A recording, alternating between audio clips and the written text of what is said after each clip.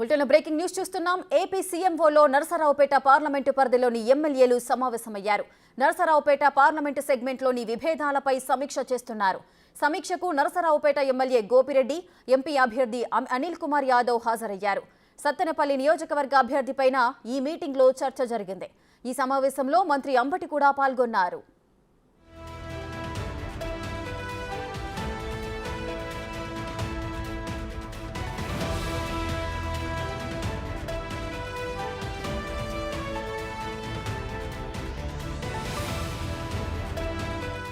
రైట్గా AP సీఎంఓలో Narasaraopet parliament పరిధిలోని ఎమ్మెల్యేలంతా కూడా సమావేశమయ్యారు.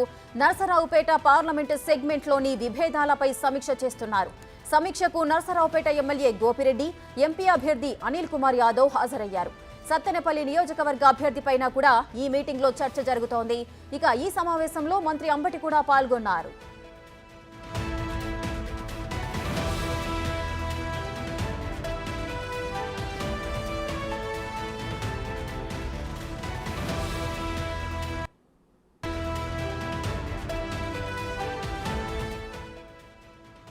రైటిక ఏపీ సీఎంఓలో నరసరావుపేట పార్లమెంటు పరిధిలోని ఎమ్మెల్యేలు సమావేశమయ్యారు.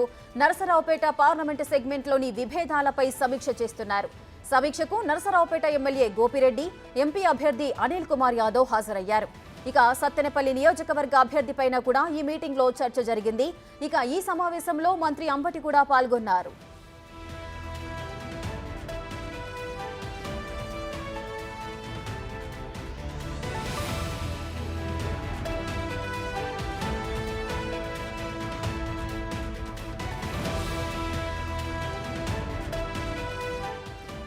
గత కొద్ది కాలంగా కూడా ఈ నరసరావుపేట పార్లమెంటు సీటుకు సంబంధించి కూడా కొంతమంది విభేదాలు అయితే నెలకొన్నాయి. ఇక ఈ విభేదాలకు సంబంధించి ఈ రోజు ఆ పార్లమెంటు పరిధిలోని ఎమ్మెల్యేలంతా కూడా ఏపీ సీఎంఓలో అయితే సమావేశమయ్యారు.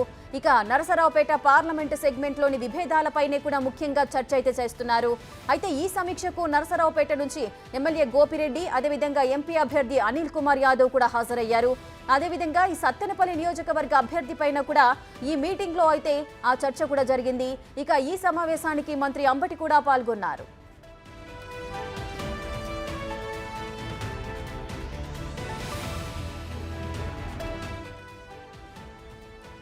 ఏపీ సీఎంఓలో నరసరావుపేట పార్లమెంటు పరిధిలోని ఎమ్మెల్యేలు సమావేశమయ్యారు. ఈ సమావేశానికి సంబంధించిన పూర్తి డీటెయిల్స్ మా ప్రతినిధి శివ లైవ్ లో అందిస్తారు. రైట్ శివ, చెప్పండి. గత కొంతకాలంగా కూడా ఈ నరసరావుపేట పార్లమెంటు పరిధికి సంబంధించిన ఆ సీటుకు సంబంధించి పార్లమెంట్ లో విభేదాలు అయితే నెలకొంటున్నాయి. దీనికి సంబంధించిన వివరాలు ఏంటి? సమావేశంలో ఏ అంశాలు చర్చకు వస్తున్నాయి? ఇక మొత్తం మీద చూసుకుంటే నరసరావుపేట పార్లమెంటు పరిధిలో దాదాపుగా చూసుకుంటే 3-4 నియోజకవర్గాల్లో గత కొంతకాలంగా కూడా వివాదాలు తీవ్ర స్థాయికి చేరుకున్న పరిస్థితి కనిపిస్తోంది. ముఖ్యంగా వినుకొండ, చిలకలూరుపేట, నరసరావుపేట, సత్తెనపల్లి, గురజాల నియోజకవర్గాలకు సంబంధించి కూడా పూర్తిస్థల విభేదాలు పతాక స్థాయికి చేరుకున్న పరిస్థితి కనిపించింది. అయితే వినుకొండకు సంబంధించి ఎక్కడైతే విభేదాలు ఉన్నాయో అక్కడ విభేదిస్తున్న వ్యక్తులు తెలుగుదేశంలో చేరిన పరిస్థితి కనిపిస్తూ ఉంది. అలాగే గురజాలకు సంబంధించి కూడా విభేదిస్తున్న జంగా కృష్ణమూర్తి కూడా దాదాపుగా తెలుగుదేశం పార్టీలో చేరేందుకు సిద్ధంగా ఉన్నారు. ఆయన వైసీపీకి దూరంగా ఉంటున్నారు. ఇక సత్తెనపల్లి నియోజకవర్గానికి సంబంధించి కూడా అంబటి రాంబాబుని వ్యతిరేకిస్తూ కూడా ఒక వర్గం తీవ్రస్థాయిలో ఆందోళన చేసింది. ఒక దశలో ముఖ్యమంత్రి కార్యాలయానికి రావడం, అలాగే విజయసాయి దగ్గర పంచాయతీ కూడా పెట్టిన పరిస్థితి కనిపించింది. ఆ విభేదానికి సంబంధించి కూడా ఇప్పుడు ప్రస్తుతం ముఖ్యమంత్రి కార్యాలయంలో సత్తెనపల్లి నియోజకవర్గానికి సంబంధించి అంబటి రాంబాబుని కొనసాగించాలా వద్దా అనే ఉత్కంఠ అయితే కొనసాగుతూ ఉంది. ఆ నియోజకవర్గానికి సంబంధించి కూడా నరసరావుపేట పార్లమెంటు పరిధిలో సామాజిక సమీకరణలో భాగంగా కూడా అక్కడ ఇప్పటికే చిలకలూరుపేటకు సంబంధించి కూడా మొన్నటి వరకు రజనీ ఉన్నారు. ఆ తర్వాత మల్లెల రాజేష్ నాయుడు, తాజాగా కావటి మనోహర్ నాయుడిని కూడా అభ్యర్థిగా ఖరారు చేస్తూ అధిష్టానం నిర్ణయం తీసుకుంది. ఇక సత్తెనపల్లి కూడా అంబటి రాంబాబుకు సంబంధించి కూడా మొదటి నుంచి కొంత సర్వేలు వ్యతిరేకంగా ఉన్న పరిస్థితి కనిపిస్తూ ఉంది. అంబటి రాంబాబుకు సంబంధించి కూడా నరసరావుపేట సంబంధించి ఉన్న పరిస్థితి కనిపిస్తూ ఉంది. సో అతనికి సంబంధించి కూడా పల్నాడు ప్రాంతం నుంచి ఉన్న నేపథ్యంలో కూడా అతన్ని ఇక్కడి నుంచి మొదట మచిలీపట్నం ఎంపీ కానీ చిలకలూరుపేట కానీ పంపించాలని చెప్పి కూడా పార్టీ అయితే నిర్ణయం తీసుకుంది. సో దానికి సంబంధించి ఇప్పటికే నరసరావుపేట ఎంపీ అభ్యర్థి కానీ చిల్లూరుపేటకు సంబంధించి కానీ అలాగే మచిలీపట్నం అభ్యర్థి కూడా ఖరారైన పరిస్థితి. అయితే తాజాగా మొన్న దాదాపుగా 9వ జాబితాకి సంబంధించి కూడా ఏదైతే పొన్నూరు నియోజకవర్గానికి సంబంధించి అంబటి రాంబాబు సోదరుడు మురళిని అభ్యర్థిగా ప్రకటిస్తూ కూడా వైఎస్ఆర్సీపీ నిర్ణయం తీసుకుంది. ఇప్పుడు సత్తెనపల్లికి సంబంధించిన రాంబాబుని పొన్నూరు పంపించే ఆలోచన కూడా వైఎస్ఆర్సీపీ అధిష్టానం చేస్తూ ఉంది. ఇక నరసరావుపేటకు సంబంధించి కూడా గత కొంతకాలంగా కూడా గోపిరెడ్డి శ్రీనివాసరెడ్డి వర్సెస్ గజ్జల బ్రహ్మానంద రెడ్డి వర్గాల మధ్య కూడా గత కొంతకాలంగా కూడా విభేదాలు తీవ్ర స్థాయిలో చర్చలు జరిగినాయి. ముఖ్యమంత్రి సమక్షంలో 2 సార్లు పంచాయతీ అయినా కానీ వారు మాత్రం గోపిరెడ్డి శ్రీనివాసరెడ్డిని ఓడిస్తామని చెప్పి కూడా ఖరాఖండిగా చెప్తా ఉన్నారు. అనేక సందర్భాల్లో క్యాంపు కార్యాలయ పెద్దలు వైఎస్సీ పెద్దలు చర్చలు జరుపుతున్నా కానీ ఆ విభేదాలు మాత్రం పరిష్కారం లభించలేదు. సో ఈ నేపథ్యంలో ముఖ్యమంత్రి కార్యాలయం సంబంధించి ఎంపీ అభ్యర్థి అనిల్ కుమార్ యాదవ్ గోపిరెడ్డి బ్రహ్మారెడ్డి వర్గీయులు వచ్చారు. ప్రస్తుతం అయితే ముఖ్యమంత్రి కార్యాలయంలో ఈ అంశానికి సంబంధించి కూడా చర్చ జరుగుతూ ఉంది. రేఖ, శివ, ఈ సమీక్ష సమావేశానికి అంబటి రాంబాబు కూడా హాజరైనట్లుగా తెలుస్తోంది. అంటే ఆయనకు కూడా పిలుపు అందింది కాబట్టి ఆయన అక్కడికి చేరుకున్నారా? ఈయనకు సంబంధించి సత్తెనపల్లి నియోజకవర్గానికి సంబంధించి కూడా ఆయనపై ఎందుకు వ్యతిరేకత ఏర్పడింది? దీనికి సంబంధించిన వివరాలు ఏంటి?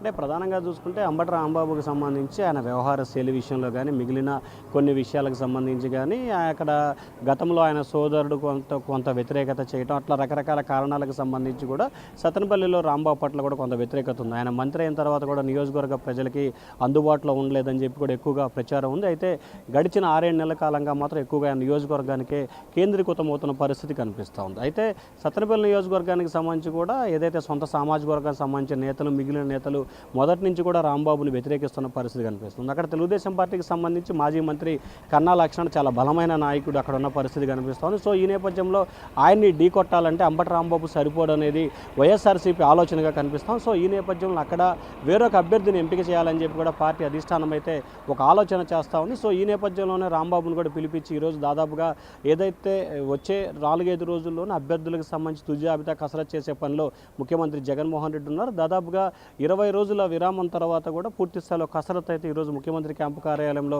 అభ్యర్థుల పట్ల కొనసాగుతూ ఉంది. రోజుకి 1-2 చొప్పున కూడా గత 4-5 జాబితాలకు సంబంధించి 2-3 అభ్యర్థులతో ప్రకటనిస్తున్న పరిస్థితి కనిపించింది. దాదాపుగా 8వ జాబితా తర్వాత కూడా ఎక్కడా కూడా మీడియా సమావేశం పెట్టకుండా వీరే విడుదల చేస్తున్న పరిస్థితి కనిపించింది. సో ఈ నేపథ్యంలోనే దాదాపుగా రానున్న 2-3 రోజుల్లోనే అభ్యర్థుల తుది జాబితా కసరత్తు చేయాల్సిన పరిస్థితి ఉంది. 16వ తేదీన ముఖ్యమంత్రి ఇడుపులపాయలో 175 అసెంబ్లీ 25 పార్లమెంట్లని ప్రకటించాల్సిన పరిస్థితి నేపథ్యంలో కూడా పూర్తి స్థాయిలో కసరత్తు చేస్తూ ఉన్నారు. ఇక నుంచి ఎక్కడ వివాదాలు లేకుండా పూర్తి స్థాయిలో అభ్యర్థులని ఖరారు చేసే అంశానికి సంబంధించి కూడా ముఖ్యమంత్రి కసరత్తు చేస్తున్నారు. దానిలో భాగంగానే ఈరోజు నరసరావుపేట సత్తెనపల్లి నియోజకవర్గానికి సంబంధించిన పంచాయతీ కొనసాగుతూ ఉంది. Rekha, right, thank you Shiva, thanks for the live details.